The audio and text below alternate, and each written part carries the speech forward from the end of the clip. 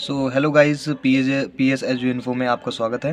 तो आज हम नई पाठ्य योजना लेके आए हैं, जिसे यहाँ पर अब हम आज की जो हमारी पाठ्य योजना है वो है ईवीएस के ऊपर बात पत्तियों की।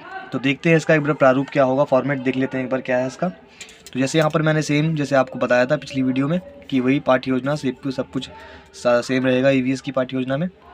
और ऐसे ही सहायक सामग्री चाम्पर, चौक, डस्टर, तर्जनी, मॉडल इस तरह से ले लिया जाएगा। और सामान्य उद्देश्य छात्रों की पर्यावरण उद्देश्य के प्रति विषय जागृत करना, और विशिष्ट उद्देश्य ईवीएस के माध्यम से भिन्न भिन्न प्रकार की पत्तियों की जानकारी प्रदान करना और भिन्न भिन्न पेड़ों की पत्तियों की भिन्न होती हैं उन्हें जानने में छात्रों की सहायता करना कि अलग अलग पेड़ों के अलग अलग पत्तों के आकार होते हैं। तो शिक्षण विधि इस बार हमारी क्या रहेगी? प्रस्तुतिकरण विधि एवं व्याख्यान विधि, कि इसमें कई सारे पत्ते हैं, उनका वर्णन करने के लिए हम उनको मॉडल दिखाएंगे, प्रारूप दिखाएंगे उनका। अब यहाँ पर पूर्व ज्ञान परीक्षा एवं प्रस्तावना देख लेंगे। क्या आपने कभी आम का पत्ता देखा है? तो उस तरह से आप पूर्व ज्ञान जानने के लिए बच्चों का आप उनसे पूछ सकते हैं ये सवाल। और अगला सवाल क्या है? पान के पेड़ का पत्ता किस आकार का होता है? तो जैसे बच्चों से आपको पूर्व ज्ञान जानने के लिए ऐसे भिन्न भिन्न प्रश्न करते रहना चाहिए। निरीक्षण कार्य देख लेते हैं एक बार। छात्रों को समझाते समय छात्र अध्यापक यह निरीक्षण करे कि उसके द्वारा समझाया गया प्रकरण छात्रों की सही से समझ आए और कक्षा में अनुशासन आए, कि बच्चों को समझाना भी है अच्छे से और समझ भी आना चाहिए, और साथ ही अनुशासन का ध्यान भी रखना चाहिए।